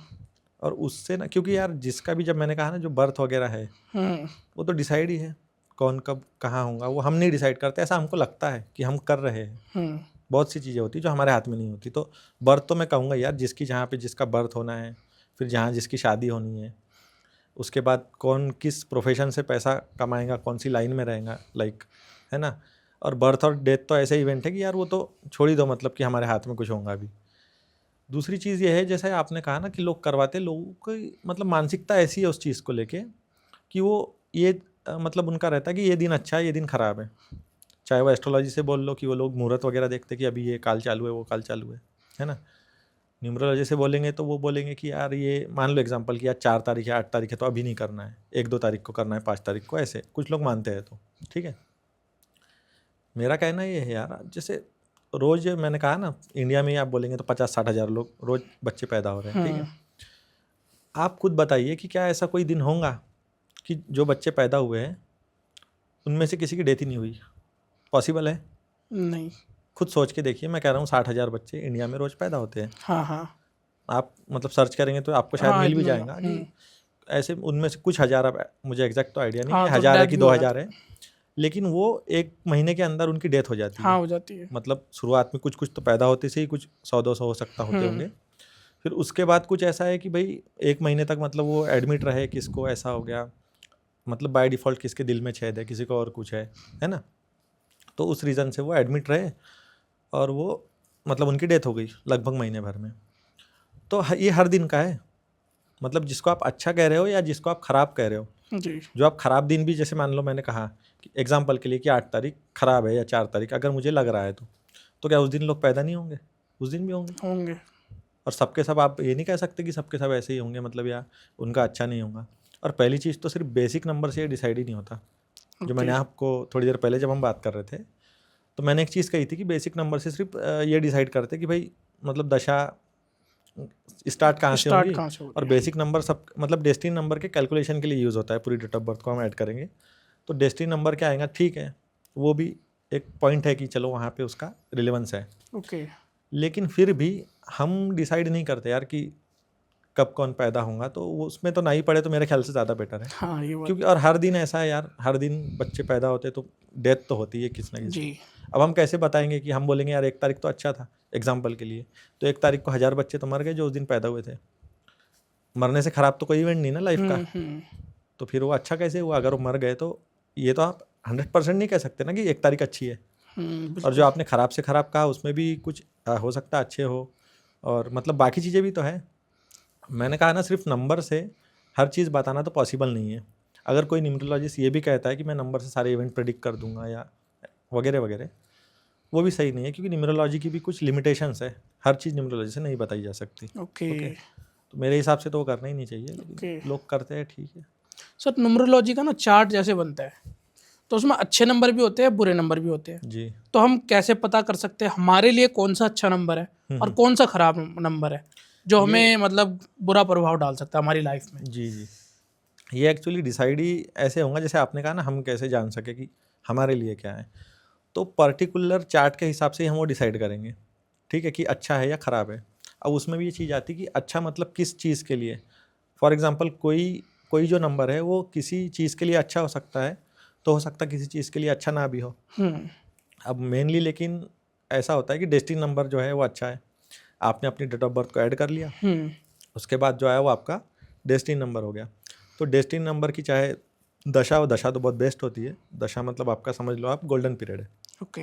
वो भी अगर वो लाइक ऐसे 8-9 वगैरह है, जो 8-9 साल के लिए आएगा, तब तो बढ़िया है ना। तो डेस्टिनी नंबर की जो दशा है वो बढ़िया है। उसके बाद लाइक कोई नंबर अगर मिसिंग है, तो जब वो नंबर आता है तो वो चार्ट में वो भी उसकी भी दशा अच्छी है, एक्सेप्ट 4, क्योंकि 4 को राहु का नंबर है तो उतना अच्छा नहीं माना जाता। बट वो भी सडन कभी कभी दे भी देता है, वेल्थ अच्छा सडन वेल्थ सडनली तो हो देता जाता है। है, बट हर बार नहीं, ज़्यादातर तो उसको अच्छा नहीं माना जाता। तो ऐसा कह सकते हैं कि जो नंबर हमारे चार्ट्स में नहीं है उनकी दशा अच्छी है जब वो आती है, क्योंकि है ना। उसके बाद में हमारे डेस्टिनी नंबर की दशा अच्छी है। ख़राब की अगर बात करेंगे तो जो नंबर ऑलरेडी बहुत सारे हैं, रिपीटेड है, फॉर एग्जांपल कि 222 है, 33 है, ऐसे ऐसे जो नंबर्स हैं उनकी दशा को ख़राब माना जाता है ना। एक्सेप्ट कि अगर वो डेस्टिनी नंबर हो, डेस्टिनी हो तब तो बढ़िया होगा जी। और 4 की दशा को ख़राब माना जाता है। ख़राब मतलब ख़राब इन द सेंस ज़रूरी नहीं कि हर बार इंसान का करियर में ब्रेक आ जाए या इस टाइप का नहीं होता, लेकिन उस टाइम पे इंसान कंफ्यूज हो जाता ज़्यादा।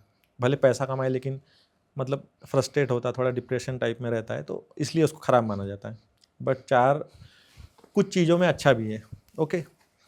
उसके बाद सिंगल 8 को भी लोग मानते हैं वैसे, बट फिर भी सिंगल 8 उतना मतलब ख़राब मैं तो नहीं मानता, मेरा एक्सपीरियंस में मैंने नहीं देखा। सिंगल 8 भी ठीक है, ओके। बट रिपीटेड नंबर्स को नॉर्मली ख़राब कहा जाता है। रिपीटेड नंबर जैसे किसी के चार्ट में 8 ज़्यादा बार है, 3 बार है, ओके, तो वो एकदम रोस्ट नंबर हो डिपेंड गया। करेगा। आप मान लो नहीं, अब 3 बार जैसे आपने 8 कहा ना, हम्म। तो अब चौथा जब मतलब अगर 3 बार है तो ठीक दशा है। आएंगी तो वो चौथा आएगा, ओके। 2 बार है तो तीसरा आएगा। अब इसमें अगर वो डेस्टिनी नंबर हो ना, तो वो 3, 4, 5 कितनी भी बार हो उससे फ़र्क नहीं पड़ेगा, ओके। वो अच्छा ही होगा, ओके। ठीक है। और अगर मान लो डेस्टिनी नंबर नहीं भी है तो 8 अगर ऑलरेडी है तो इवन 8 हो जाता है तो अच्छा है। इवन 8 को अच्छा माना जाता है, जैसे न्यूमरोलॉजी में माने ऐसे मान लीजिए कि सिंगल 8 है आपके चार्ट में, अब दशा आई तो डबल 8 हो गया, तो वो अच्छा पीरियड हो गया आपके लिए, ओके। ठीक है। इवन में आ गया तो इवन में आ गया, ट्रिपल 8 है फिर आया तो 4 हो गए, मतलब वो भी इवन में आ गया तो अच्छा है। हाँ, और ऑड में नहीं, ऑड अच्छा में नहीं है, होता। अगर वो डेस्टिनी नंबर है तो ऑड में भी ठीक है। ओके। मान के चलिए आपके आपके बेसिक और डेस्टिनी मान के चलिए किसी का 8 है तो उसके पास ऑलरेडी 2 8 है, ठीक ओके। है। अब जब दशा आएंगी तो वो तीसरा आएगा तो वो ऑड हो गया, लेकिन वो डेस्टिनी नंबर है तो अच्छा ही होगा। ऐसे ओके। ओके। ओके। डिपेंड करता है, मतलब हम चार्ट को देखे बिना नहीं कह सकते कि ये अच्छा है खराब है, 2-4 ओके। चीज़ें मतलब एटलीस्ट देखनी होती है। ओके। सर एक एंटी नंबर भी होता है, तो उसका क्या कॉन्सेप्ट होता है? जैसे आजकल सुनने में आता है कि 1 और 8 की बिल्कुल नहीं जमती, अच्छा। ये बहुत ज़्यादा सुनने में आया न्यूमरोलॉजी का। 1 और 8 की तो एकदम मना कर देते कि शादी नहीं करनी। वो तो आजकल लोगों ने निकाला है, मैं तो कहूँगा, है ना। ओके। पहले आप कुछ साल पहले का देखेंगे तो आपको ये सब कंसेप्ट मिलेगा नहीं। और ये जो कंसेप्ट है ये वैदिक न्यूमरोलॉजी में तो नहीं है, जहाँ तक मैंने पढ़ा है, मैंने देखा है, मैंने सुना है। तो आई थिंक ये मे बी लोशु ग्रिड का कंसेप्ट हो, शायद हो सकता है, ओके। क्योंकि बाकी तो दो जो सिस्टम है, जैसे मैंने कहा चाइल्डन न्यूमरोलॉजी में तो सिर्फ मतलब नंबर्स थे 1 से 8 तक, प्रिडिक्टिव में तो बिल्कुल भी नहीं था। प्लस पाइथागोरस भी जो है, पाइथागोरियन न्यूमरोलॉजी, वहाँ पे भी अगर हम बात करेंगे तो वहाँ पे भी प्रेडिक्शन का कोई खास है नहीं, मतलब ऐसे, है ना। तो एंटी नंबर्स का कंसेप्ट आई थिंक ये लोशु ग्रिड से आया है। तो वहाँ पे ये बताया जाता है कि जैसे वैदिक एस्ट्रोलॉजी में बताया जाता है ना कि जो ग्रह है ना वो मित्र ग्रह, मतलब उनका एक अलग टीम बताई जाती है लाइक, और शत्रु ग्रह की, जैसे बोलते हैं ना कि सूर्य, चंद्रमा, मंगल, गुरु, इनकी ये जो मित्र ग्रह, ऐसे एस्ट्रोलॉजी का एक कंसेप्ट है वैदिक एस्ट्रोलॉजी का, ओके। ठीक है। और जो शुक्र, शनि, राहु वगैरह जो है इनका बुध वगैरह, बुध तो चलो ठीक है बीच में, ये सेम है दोनों के लिए, तो इनका एक अलग गट है, ऐसे कहा जाता है, ग्रुप है। तो वैसे ही लोगों ने ये कंसेप्ट यहाँ पे अप्लाई कर दिया कि मान लो सूर्य का नंबर 1 है, शनि का नंबर 8 है, तो 1 और 8 भी एंट्री हो गए। फिर जुपिटर का 3 है, फिर वीनस का 6 है, तो 3 और 6 एंट्री हो गए, या वगैरह वगैरह। या ये बेसिक हो, ये डेस्टिनी हो, तो ये कॉम्बिनेशन अच्छा नहीं है। तो लेकिन ये वर्क करता है नहीं करता, आई डोंट नो। मैंने तो 3 ऐसा, और 6 को तो ऐसा कहते हैं कि 3 और 6 36 का आंकड़ा हो जाता है। लोग तो सर आप कुछ भी कहते हैं, मतलब अब होता भी होगा तो पता नहीं, लेकिन खुद सोचने लायक बात है, ऐसे कैसे हो सकता है। आपके डेट ऑफ बर्थ में अगर 1 भी है और 8 भी है, ठीक है, सिंगल 1 तो अच्छा ही माना जाता कभी भी, फॉर एग्जांपल के लिए। और 8 मान लो आपका डेस्टिनी नंबर हो गया, सबको ऐड करने के बाद आया, तो डेस्टिनी नंबर जैसे मैंने कुछ दिन पहले बताया कि वो तो अच्छा ही है। तो अब दोनों नंबर्स आपके लिए अच्छे हैं, चाहे 1 की दशा है 8 की है ना। हाँ, ये तो बात है। तो वो एंटी नंबर्स का कंसेप्ट, मतलब वो प्रेडिक्टिव तो नहीं है, एटलीस्ट इतना तो मैं कह ही सकता हूँ कि उससे प्रेडिक्शन क्या करेंगे। आपने अगर कह दिया कि ये जो 2 नंबर है ये दुश्मन है या एंटी नंबर्स है, अब लोग प्रेडिक्शन ये करते हैं कि मान लो मैं 1 तारीख वाला हूँ, मान लो 1 तारीख को मैं बॉर्न हूँ, आप 8 तारीख को हो, तो हम दोनों की नहीं जमेंगी। बट मैंने मेरे पर्सनल एक्सपीरियंस में भी ऐसा देखा है कि उनकी जमती है। मेरे कुछ दोस्त हैं, कोई ऐसे मान लो जैसे मैं 28 तारीख वाला हूँ, तो मैं एक वाला हूँ, तो 8 वाले दोस्तों से मेरी बहुत अच्छी जमती है। ये मेरा एक्सपीरियंस है।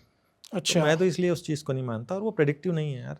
कोई आता है तो ये पूछने थोड़ी आता कि हम मेरी उससे, लोग मैच मेकिंग में इसका इस्तेमाल करते हैं। अगर प्रेडिक्शन की बात करें जैसे आपने कही, तो मान लो कोई शादी कर रहे हैं, कोई 2 लोग हैं, उनका बर्थ चार्ट आता है मिलाने के लिए, या मान के चलिए कोई पार्टनरशिप में बिजनेस डालते हैं, तो लोग बोलते हैं यार आप 1 तारीख वाले हो, वो 8 तारीख वाला है, भले आपका दोस्त है। मेरा तो कहना है तब ये करना भी नहीं चाहिए। आप अगर अपने दोस्त को बहुत 10-15 साल से जानते हो और आप उसके साथ पार्टनरशिप कर रहे हो, तो या लव मैरिज के समय में मैं कहूँगा कुंडली मिलाने का कोई अर्थ नहीं है, क्योंकि लव मैरिज है तो नॉर्मली लोग एक दूसरे को जानते ही है, और लव है तो फिर मैरिज कर रहे हैं तो क्या ही करेंगे। बट अरेंज मैरिज में लोग जाते हैं कि भाई हमको कुंडली मिलाना है, या कोई नया पार्टनर है तो जिसको 1 साल 2 साल 4 साल से जानते हैं, तो जाते हैं कि भाई इसके साथ बिजनेस करूँ या ना करूँ, ठीक है नहीं है। तो मेरा तो मानना है ओवरऑल देखना चाहिए, अगर ऐसा है तो ओवरऑल देखना चाहिए। एस्ट्रोलॉजी ऐड कर सकते हैं तो वो भी करिए, टाइम ऑफ बर्थ वगैरह है। न्यूमरोलॉजी में कुछ ऐसे कॉम्बिनेशंस है कि जो मतलब ज़्यादा ही ऐसे बताते ना, कि जो डिसीव पर्सन होता है, जो दूसरों को ये करता है ना, उस टाइप का है, या कोई बहुत ज़्यादा चालाक है, चीटर है, तब मना करना चाहिए। बट सिर्फ नंबर्स को देख के कि भाई ये 1 तारीख को हुआ, वो 8 तारीख को हुआ, तो इनकी नहीं जमेंगी या आपका बिजनेस डूब जाएगा, तो ऐसा नहीं, ये सब बातों को मैं तो नहीं मानता, मतलब मुझे नहीं लगता अभी तक। अब होता होगा तो I don't know. Okay sir. जब से ना एआई आया ना, आजकल एआई हर चीज़ में घुस रहा है, जी। टेक्नोलॉजी में घुसा हुआ है, हर सेक्टर में घुसा हुआ है एआई। तो एस्ट्रोलॉजी कल्चर में भी घुस गया एआई। एआई एस्ट्रोलॉजी चल रही है, एआई न्यूमरोलॉजी चल रही है कि हाँ आप अपनी डेट ऑफ बर्थ डालो, टाइम डालो, तो आपके बारे में प्रिडिक्शंस भी आ जाएगी, आपके करियर के बारे में चीज़ें पता चल जाएगी, आपके रिलेशनशिप के बारे में पता चल जाएगा, आपके मैरिज के बारे में पता चल जाएगा। तो क्या एआई एस्ट्रोलॉजी, एआई न्यूमरोलॉजी का यूज़ करना चाहिए एक नॉर्मल बंदे को, या न्यूमरोलॉजिस्ट के पास जाना चाहिए? देखिए 2-3 चीज़ है इसमें। आपने जो कही कि एआई जो है, तो आजकल ऐप्स आए हैं, पहली चीज़ तो मार्केट में नए नए, ठीक है। एआई हर चीज़ में है आजकल लगभग। फॉर एग्जांपल आप ये वीडियो भी बना रहे हैं, तो आपको कंटेंट चाहिए या कुछ भी चाहिए, आप चैट जीपीटी वगैरह से पूछ लेंगे, वो आपको कंटेंट दे देगा। ओके। अब एआई जो है वो एस्ट्रोलॉजी में भी लोगों ने इंट्रोड्यूस किया है, वो इस हिसाब से कि लाइक आप अपना date of birth, time of birth डाल देंगे, तो उसमें आपको कुछ डाटा मिल जाएगा कि भाई ये दशा चल रही है तो ऐसा हो सकता है, वैसा हो सकता है। उसमें दशाएं भी पता चल जाती हैं? दशाएं तो आपको नॉर्मल सॉफ्टवेयर में भी पता चल जाएंगी ओके। आजकल, ठीक है। नॉर्मल, हमको तो किसी सॉफ्टवेयर का नाम नहीं लेना, बट मैं बता रहा हूँ आपको कि कुछ सॉफ्टवेयर ने ऑलरेडी ये सिस्टम ला चुके हैं वो लोग, कि वहाँ पे एक ऑप्शन आता है आपको कि आप क्या एआई एस्ट्रोलॉजर से आपको चैट करना है वगैरह वगैरह। फिर वहाँ पे आप क्लिक करेंगे तो शुरुआत में शायद वो फ्री ऑफ कॉस्ट रहता है, बाद में कुछ चार्जेस में भी होंगे। तो वहाँ पे ये है कि आप डेट ऑफ बर्थ वगैरह डालो। अब एआई जो है, मतलब जो कंप्यूटर है इनडायरेक्टली, वो आपको सजेस्ट करेगा फिर कि आपकी ये मतलब दशा चल रही है, टाइम चल रहा है, तो ऐसा होगा। यहाँ 2-3 चीज़ें हैं। पहली चीज़ तो ये है कि एआई जो है वो, उसको उतना ही पता है मैं कहूँगा जितना वो ऐप में या इंटरनेट पे आजकल जानकारी उपलब्ध है। समझ रहे हैं? ये तो आप मानेंगे ना? हाँ बिल्कुल। एआई से मैं आपके बारे में पूछूंगा एग्जांपल के लिए, संदीप भाई के बारे में, तो एआई संदीप भाई के बारे में उतनी ही चीज़ें बता सकेगा जितना नेट पे अवेलेबल होगा, उसके अलावा तो नहीं बता सकता। और नेट पे अवेलेबल जो चीज़ें हैं, खास करके एस्ट्रोलॉजी, न्यूमरोलॉजी को लेके, वो ज़्यादातर तो भ्रमित ही है। ओके। ठीक है, वो उतनी रिलेवेंट है नहीं। बस किसने बुक्स का है, कोई रटा रटाया है, या लाइक उसी तरीके का है कि चलता आ रहा है तो चल रहा है। ठीक है, उस पर किसी ने रिसर्च वैसे की नहीं, लाइक तो एआई भी आपको क्या बताएगा, जो अवेलेबल है वही बताएगा। तो बहुत ज़्यादा चांस है आपको, मतलब आप लाइक एग्जांपल दे रहा हूँ कि आप उससे भ्रमित हो जाए, उससे कंफ्यूज हो जाए। दूसरी चीज़ ये है कि एआई को ना इंट्यूशन नहीं है, जो हमने सबसे पहले बात की थी कि इंट्यूशन एक अलग चीज़ इंट्यूशन होती जरूरी है, भी होता ठीक है है, इसमें। कि जैसे अब होता ना कि ये एआई इंसान तो नहीं है ना। हाँ अब बिल्कुल। मेरे पास आप आए कुछ पूछने के लिए, तो मैं हो सकता है एक समय में कहूँ आपको कि यार आप बोलेंगे ऐसा, तो मैं बोलूँगा मुझे ऐसा लगता है, ठीक है, मैं कहूँगा कि मुझे ऐसा लगता है। तो लगता है का मतलब क्या है, वो इंट्यूशन है, वो हर किसी के पास नहीं होता। आप जब पाम देखेंगे तो पाम में एक इंट्यूशन लाइन होती है, किसी किसी के पाम में होंगी, या ये केतु माउंट जो है, केतु माउंट बहुत अच्छा होगा, तब हम कहेंगे कि इस इंसान के इंट्यूशन बहुत अच्छे हैं, न्यूमरोलॉजी से नहीं पता चलते। हाँ 7 नंबर थोड़ा बहुत वो बताता है, बट सिर्फ 7 नंबर देख के हम ये नहीं कह सकते कि इंट्यूशन बहुत अच्छे हैं। तो ये चीज़ें जो है ये इंसान के पास है, ये रोबोट्स के पास नहीं है। तो एआई वो सब इंट्यूशंस कैसे बताएगा। तीसरी चीज़ ये है कि जब आप किसी इंसान से पूछेंगे तो इंसान को ना, मतलब जो एस्ट्रोलॉजर है लाइक, है ना, तो उसको ये पता है कि आप मतलब किस पड़ाव पे हो ज़िंदगी के। फॉर एग्जांपल आप मेरे पास मैरिज का क्वेश्चन लेके आए, तो मैं दशा देख के आपको मैरिज के बारे में बताऊंगा, है ना। एआई में भी शायद वो चीज़ें होंगी, आई थिंक वहाँ सॉफ्टवेयर में, कि आप वो डालेंगे तो मे बी आंसर करेगा। लेकिन वहाँ ना मतलब सिलेक्टेड चीज़ है कि वो कभी भी आपको, एग्जांपल के लिए अगर एग्जांपल दे रहा हूँ जस्ट, कि अगर उनमें सॉफ्टवेयर में ऐसा है कि भाई वीनस की दशा में मैरिज होंगी, तो इंसान चाहे 40 साल का क्यों ना हो, चाहे 15 साल पहले क्यों ना उसकी मैरिज हो गई हो, सॉफ्टवेयर तो वही बताएगा कि यार आपकी शादी होंगी जी। मतलब हो सकता है लाइफ में कोई दूसरा है, या एग्जाम्पल दे रहा हूँ, ऐसा हो सकता है। और तीसरी चीज़ जो इसका मैं तो कहूँगा ड्रॉबैक एक ऐसा है कि ये गलत चीज़ों को भी प्रेडिक्ट कर देंगे, जो कि नहीं करना चाहिए। फॉर एग्जांपल कि आप मान लीजिए कोई टेंशन में है और वो अपना डेट ऑफ बर्थ डाल रहा है, वो तो ऑलरेडी टेंशन में है। 80-90% केसेस में यही होता है ना, जब इंसान एस्ट्रोलॉजर या न्यूमरोलॉजी वाले के पास जाता है, तो उसका रीज़न क्या है कि वो टेंशन में होता है किसी भी चीज़ को लेके, उसको कुछ पूछना है तभी हो जाएगा नॉर्मली। अदरवाइज़ किसी को ज़बरदस्ती ऐसा शौक नहीं है ना कि भाई पैसे खर्च करो और फिर बाद में मतलब किसी के पास जाओ अपना आधा घंटा गवाओ, वो तो किसी को शौक नहीं है आई थिंक, है ना। तो किसी को भी मतलब ये तो शौक नहीं है कि यार पैसे दे के जाना है, तो इंसान ऑलरेडी टेंशन में है। अब मान लीजिए वो एआई ऐप वगैरह में गया, वहाँ उसने डेट ऑफ बर्थ डाली और एआई उसको कुछ गलत ही बता रहा है। गलत मतलब कि आप ये 2 साल आपके ख़राब है, आप तो फ्रस्ट्रेशन में रहेंगे। या एग्जांपल के लिए मैं ये उसको मतलब डाल दिया किसने एआई में कि ये ऐसा हो तो इंसान डिप्रेशन में होता है, ऐसा हो तो उसके मन में सुसाइडल थॉट्स आते हैं, एग्जांपल दे रहा हूँ। तो एआई तो वही बताएगा। एआई को क्या लेना देना है कि आप इंसान हो, आपके पास हार्ट है और आप में इमोशंस है, या आप टेंशन में हो। एआई तो जस्ट एक कंप्यूटर है, सॉफ्टवेयर है, तो एआई तो यही बताएगा। तो ये चीज़ें जो है ये होना नहीं चाहिए, तो उस हिसाब से भी है। ओके। तो एआई उतना रिलेवेंट नहीं है। और ठीक है, अब लोग शॉर्टकट्स लोगों को देखना है या घर पे बैठे करना है तो लोग करते हैं यूज़, ओके। बट मुझे नहीं लगता कि वो ह्यूमन को रिप्लेस करेगा कहीं पे। ओके। एक आखिरी सवाल सर, जी। क्या जो हमें दर्शक देख रहे हैं उन दर्शकों को डेली लाइफ में न्यूमरोलॉजी यूज़ करनी चाहिए? जी यूज़ तो करनी चाहिए, लेकिन देखिए ऐसा है ना कि न्यूमरोलॉजी हो या कोई भी चीज़ हो, मैं तो कहूँगा ज़रूरी नहीं कि मैं एस्ट्रोलॉजर हूँ तो मैं ऐसा कहूँगा कि आपको एस्ट्रोलॉजर के पास जाना चाहिए, न्यूमरोलॉजर के पास जाना चाहिए, ठीक है। उसका कोई मतलब अर्थ नहीं है जब तक आपके मन में कोई सवाल दुविधा में आप नहीं है, या मतलब आपको लगता है ना जब कि भाई मुझे कंसल्टेंसी की ज़रूरत है, कोई ऐसा इंसान है कि जो मुझे बताए, जो प्रेडिक्ट कर सके जी। आगे की चीज़ें और कंसल्टेंसी दे सके साथ ही साथ, ठीक है, समझा सके, तब आपको किसी एस्ट्रोलॉजी या न्यूमरोलॉजिस्ट के पास जाना चाहिए कि जो आपके पास्ट लाइफ कर्मास को प्रेडिक्ट करके आपकी फ्यूचर लाइफ को थोड़े हद तक प्रेडिक्ट कर रहा है और आपको बता रहा है ठीक है ये चीज़ें हैं, आगे ऐसा ऐसा हो सकता है, आपको इन इवेंट के लिए ऐसे ऐसे प्रिपेयर रहना है। ओके। और हो सकता है जहाँ तक आपने मंत्र जाप या जो भी रेमेडी पूछी, तो वो रेमेडी करना है या जो भी, या इतने दिन तक इतने महीने तक वेट करना है उसके बाद ही आऊँगा, तो एक तसल्ली के लिए कह सकते हैं, तब जाना चाहिए मैं कहूँगा जब थोड़ा आप दुविधा में है या मतलब कुछ है। ऐसा नहीं कि यार ज़बरदस्ती हमको, जैसे है ना कि लोग आजकल न्यूज़ चैनल पे सवेरे सवेरे कि आज ये कलर पहनिए, आज ऐसा करिए, ये मुहूर्त है, और न्यूज़पेपर में पीछे आ जाता है कि ये राशि का ये दिन ऐसा होगा, 80% भाग्य होगा, तो उसका तो कोई रिलेवेंस नहीं है। मुझे लगता है डेली में तो यूज़ ही नहीं करना चाहिए, मैं तो कहूँगा। और जब हमारे मन में कोई सवाल है, हम आगे को लेके कुछ जानना चाह रहे हैं और हमको लग रहा है कि यार गाइडेंस मिल जाएगा, क्योंकि ये एक गाइडिंग टूल है, उससे ज़्यादा कुछ नहीं। कोई एस्ट्रोलॉजर किसी का नसीब बदल तो नहीं सकता। अगर बदलना होता मतलब बदल सकता होता तो खुद का बदल लेता, पहले तो यही चीज़ है। तो ये गाइडिंग टूल है, एक गाइडिंग टूल की तरह इसको यूज़ करना चाहिए। ठीक है, कंसल्टेंसी लेनी चाहिए, बट उतना ही इसका रिलेवेंस है, उतना ही यूज़ करना चाहिए। उससे ज़्यादा मैं नहीं कहता कि यार, मेरा मानना नहीं है कि यार उसी में पड़े रहो, या फिर कोई भी चीज़ हो यार ऐसी जो आपको आपके कर्मास करने से रोक रही है ना, आपका मनोबल को मैं कहूँगा वीक कर रही है, तो उसमें तो ना ही पड़े तो ज़्यादा बेटर है। और जिसके पास जा रहे हैं उस इंसान को भी मतलब देख लेना चाहिए कि भाई ठीक है, उसके पास नॉलेज तो होना ही चाहिए एस्ट्रोलॉजी या न्यूमरोलॉजी जो भी हम बात कर रहे हैं। साथ ही साथ वो एक अच्छा मतलब गाइडेंस देने वाला है या नहीं है, कंसल्टेंसी उसकी कैसी है, वो हमारी कैसे हेल्प कर सकता है, उसके पास जाना चाहिए उस पर्टिकुलर टाइम के लिए, अपने सवाल के लिए। मैं तो कहूँगा प्रेजेंट में जीना चाहिए इंसान को कुल मिला के।